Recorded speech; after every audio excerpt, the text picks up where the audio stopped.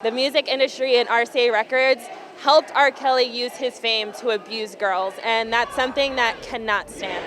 Kelly, mute R. Kelly, mute R. Kelly, mute R. Kelly, mute R. Kelly, mute R. Kelly, mute R. Kelly, mute R. He was aided by RCA. He sold 60 million albums in his 25-year-long career. They knew he illegally married an underage Aaliyah. Knew it. They knew he was grooming young black girls as young as 13, 14, and 15 and knew keeping it. them in his studio. They knew. And they were okay with it. We are going to walk into that building and demand that RCA hear the voices of us and hear the voices of the over 200,000 Americans who want RCA to drop R. Kelly. Are y'all ready? Yes!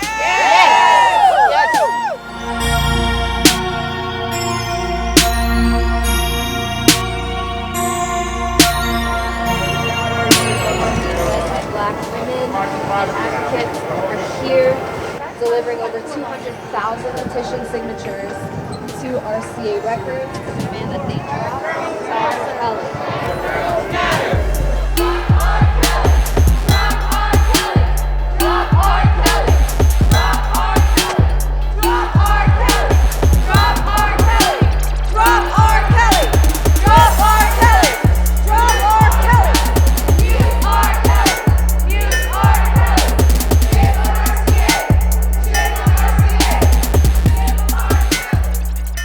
RCA has intentionally profited off of R. Kelly for the past 25 years. They've allowed him to brand himself as the Pied Piper. They've looked the other way while he went on national tours and sold millions of records because they were making money off of it. We need to set precedents. We need them to take a stand as leadership, as someone who's making millions of dollars off the backs and the trauma of black women and black girls. It's time. In the Me Too moment, in the how about just have a moral compass moment, to say no more, we're dropping you, we're muting you for once and for all. So the Surviving R.Kelly docuseries really just exposed a lot of what black women organizers have been saying for years.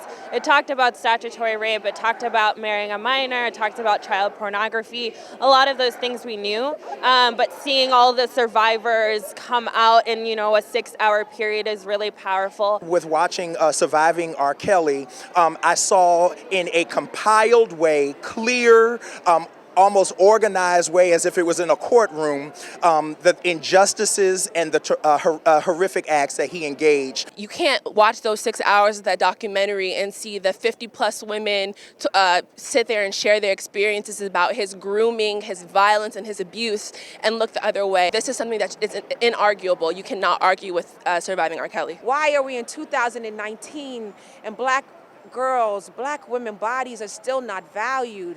Something different has to change, and RCA can begin to make that move for the change to say no more. If I had an RCA executive in front of me right now, I would say that RCA has enabled R. Kelly for years.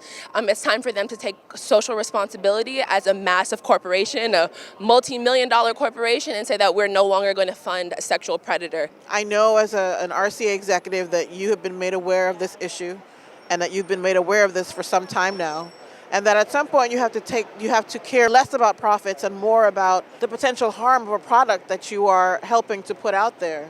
When they promote an abuser, they allow that abuser to make money, to reap the rewards of royalties, to go on world tours, expand his fan base, and at the end of the day, that normalizes violence against women. RCA has to understand that they cannot promote an abuser. R. Kelly must be dropped. No society should have to put up with someone who's made a practice of being a predator. As we wait for the penal justice system to do its job, the corporation has a job to do as well. The next step is to keep putting pressure on RCA and Sony and other music entities, clubs, DJs that have received payola over the years to make him the platinum artist that he is. And hopefully it expands not just from R. Kelly, but the other R. Kellys that are a part of the music industry as well. We're going to continue to target RCA, and we're also looking to target any other corporate enablers. We know that R. Kelly did this alone. He's a sexual perpetrator, but there are a lot of corporations and systems who look the other way, and it's time for us to hold them accountable.